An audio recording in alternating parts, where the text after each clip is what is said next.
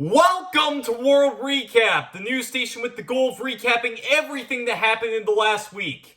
And we have a very special episode today because this is the first episode to be on TikTok, I think. Everyone on TikTok, you might be terrified at this horizontal aspect ratio with a man with orange glasses on your screen. So let's get this on the right foot.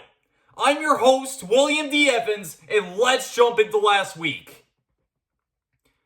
Alright, so, kicking things off with the beer and cinema, as per usual.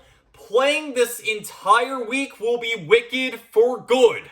Alright, so, this film was kind of underwhelming for me. Alright, so, the first Wicked was phenomenal with the songs and the performances, ending on this giant cliffhanger that was getting me excited for what Act 2 had in store. And this should go without saying for anyone who's seen the musical. I haven't. I went there when I was 8 and fell asleep 20 minutes in. So, but the second act is pretty messy. Like, the songs are not as great as the first act, and they try so hard to merge the story of the Wizard of Oz where it just doesn't make any sense whatsoever. And unfortunately, this movie falls right into the pitfalls of the source material. Every one of Dorothy's allies have really questionable reasons for going up against Elphaba. I'm not going to spoil anything, but if you know, you know. And apart from the titular song, For Good, the other songs are just not that memorable. They had 2 new songs combat this issue. Girl in the Bubble slides perfectly in the forgetfulness of every other song in this play. And No Place Like Home has been blasting across social media like a political protest song. And the acting for this film was still as phenomenal as the first. Now, don't get me wrong. Every actor, tried their hardest with the source material, even though, they had a very weak script to work off of. Really. They really tried to make it as, good as they could. So, Wicked for Good, I liked it. It's just not as good as last year's film, you know? And now let's get into the biggest piece of news that the internet just won't shut up about right now. Netflix is purchasing Warner Bros. For an $83 billion price tag. Now, this deal won't go through until the third quarter of 2026, so there's a lot of questions up in the air right now. And there's also a lot of misinformation around, and I'm here to clear the room a bit. Alright, first question. Will Warner Bros. Movies still go to theaters? Alright, this is a question everyone and their grandmother is asking because Warner Bros. Mainly makes movies to be seen from a theater, while Netflix is a streaming service that has a well-known history for being anti-movie theaters. Well, Cineplex has stated that they have a deal with Warner Bros. To be playing their movies for long theatrical runs until 2029.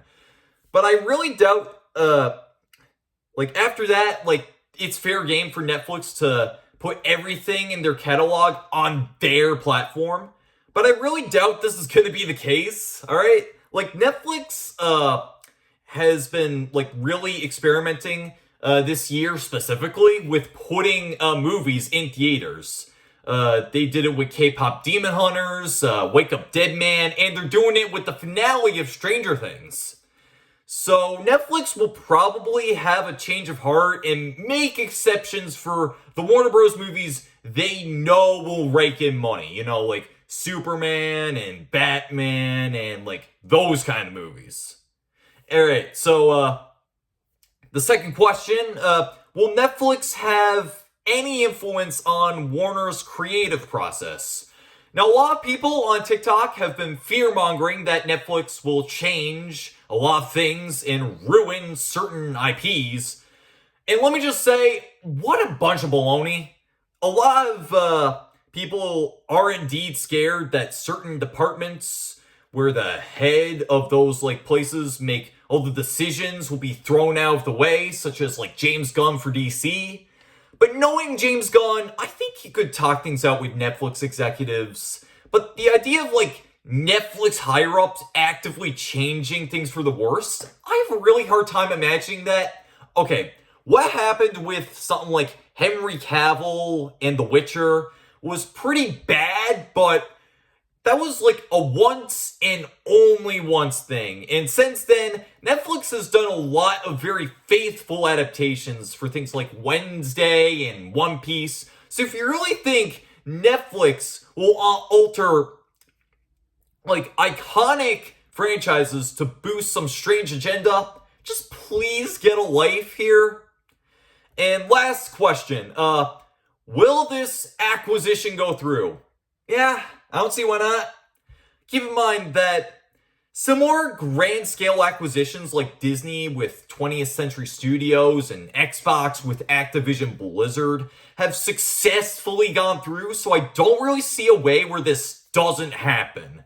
And when it inevitably does go through, I don't really mind it as much as others.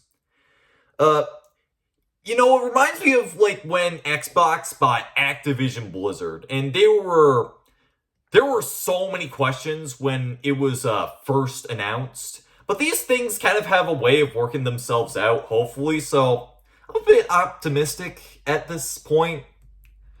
Alright, now for some other film news that isn't media landscape changing.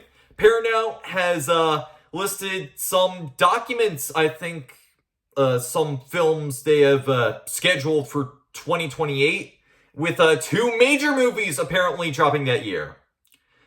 The first one being a live-action Teenage Mutant Ninja Turtles, okay? I'm very mixed how I feel about this, because why are we having like a standard live-action adventure with the Turtles when we're having like a standard cartoon adventure with the Ninja Turtles at the same time with Mutant Mayhem? I feel like this is a bit too confusing for casual audiences to have two separate continuities with the same franchise. And I'm also like a little pissed that this movie is like the replacement for a potential Last Ronin film. And the other film releasing sometime in 2028 is a Sonic event movie. Now, keep in mind that we are getting a fourth Sonic movie in March of 2027.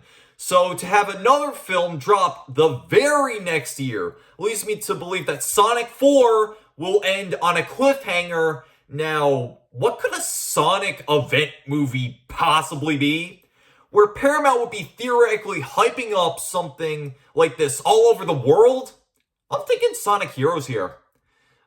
Sonic Heroes is a game that has 4 separate plot lines merging at the end. This could very much be an Avengers Endgame-like movie for Sonic.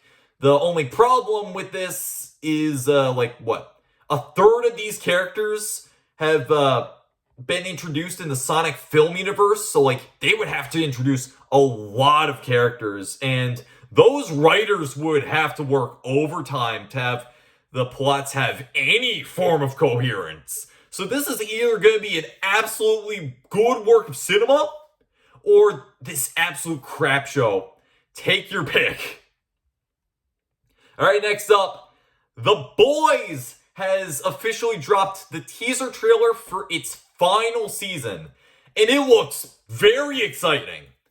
It looks like for this last hurrah, they're not holding back with this season whatsoever, and it looks like it will be one of the most violent series of television ever created. Now, that's a pretty generic statement for The Boys, one of the most violent series in television ever created, but I'm in this a time. When this show is completely said and done, I think The Boys will go down in history as one of the greatest TV shows of all time, amongst the likes of Breaking Bad, Game of Thrones, Dexter, and a bunch of others, you know? And lastly, for cinematic news, we got the trailer for Iron Lung. This is a movie that has been crab walking in development hell for years. Iron Lung adapts an indie game from 2022 and has YouTuber Markiplier starring, producing, and funding everything. And judging from the trailer, this can either be an outstanding indie film or a complete dumpster fire. Iron Lung is about a man who embarks on an expedition to a moon with a blood-red sea to find resources for humanity's survival. And I don't know whether, I don't know what to think of it, honestly. Let me just, think. What do I even think of this thing? The trailer has a lot of YouTuber spunk to it. Most YouTubers turn filmmakers put into their projects. So, but it also, has a lot of promise. So, I just gotta wait, a month to see, will this movie be good? Job to say. Alright, now for some news about words on a page. Oxford University has declared that its word of the year is rage bait. Yeah, rage bait. And not to add any puns, but they really rage baited us with this one. See, rage bait, as they showed it, is not one connected word, it's two. This shouldn't even be allowed. And Oxford doing that just made me fall into their trap. So, congratulations, Oxford. Congratulations, Oxford University. You just wasted a minute of my time. Now on to one of my favorite traditions of every year at this point. Spotify Wrapped. Alright. It's always very funny to see what others get. Just to get to see others embarrassed by a data chart showing what they listen to. You boast to listening to 50 Cent and Kanye West and get caught blasting Benson Boone and K-pop Demon Hunters. Now, I have never installed Spotify, so this year, no one got to know that my music playlist this year was pretty much nothing but EDM, Eminem, Alex Warren, and AJR. Please don't ask why. Don't ask. Now for some political news, starting with Miss Rachel being nominated for Anti-Semite of the Year. Now, this group called Stop Anti-Semitism just nominated their picks for the most anti-Semitic people of 2025. And one of those people nominated this year was Miss Rachel. Yeah, Miss Rachel. The preschool YouTuber with who's pretty much done nothing but good on her channel. Yeah, that's who they nominated for Anti-Semite of the Year. Now, keep in mind, Miss Rachel has been non-stop advocating and assisting the children down in the Strip of Gaza that are caught in the crossfire of this Israel-Palestinian war. And that is pretty commendable. One of the most commendable things I think you can be doing at this moment. And,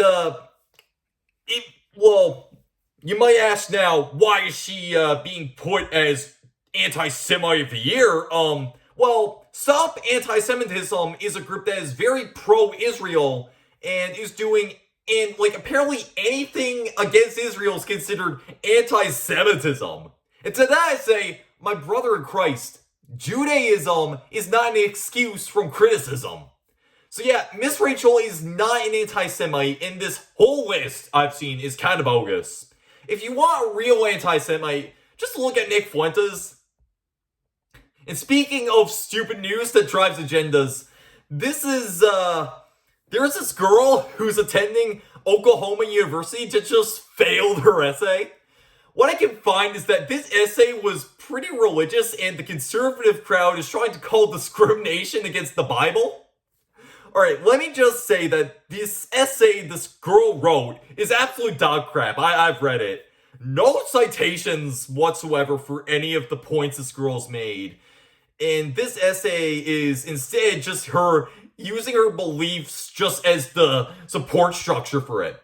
Even 12-year-olds, I think, could come up with a better essay. So, we have a bunch of people trying to get this teacher fired for just doing her job and clearly reviewing a college essay. This is absurd. And lastly, here's a beef I never thought I'd see in this day and age. The United States Department of War versus Franklin and Friends. So, I think the US is at war with Venezuela, I think, for some reason. And the Department of War used this propaganda of an artificially generated book cover where Franklin the Turtle shoots down narco-terrorists. And this has led to a bunch of others making these offensive Franklin book covers. And they're saying, like, they're pretty funny. And I know it's wrong to laugh at some of these, but I just can't help myself, you know? And to make it funnier, the official publisher for the Franklin books made a statement condemning these fake book covers. So, you know, it's really you really messed up when you're beefing with Franklin and Friends of all things. I haven't heard that name since, like, preschool. And that's pretty much it for this week's World Recap. So, there was a lot more than I expected to happen this week, and this is really the reason why I created the show. Like, there's a ton of things going on in the world, and I'm just here celebrating life. Anyways, if you enjoyed this episode, be sure to like it so others can see this. And also, if you want to see more of these World Recaps, like the second they drop, be sure to subscribe so you never miss a thing. And also, like, comment down below if there's anything that drops this week that you want me to talk about next week. Until then, can I just, like, yap about for a quick minute, like, my wisdom teeth extraction surgery? Like I got last month? Like, it's been a month, and let me tell you, like, and let me prepare everyone that hasn't gotten it yet in the audience. Be prepared for, like, 8 days afterwards of pure torture. Like, your jaw's just gonna be aching the entire time, and the only things you're gonna be able to eat is, like, ice cream and lukewarm mac and cheese. I think, like, a wisdom teeth extraction should be considered the 10th layer of hell, if I'm being honest. Anyways, that's pretty much it. See ya.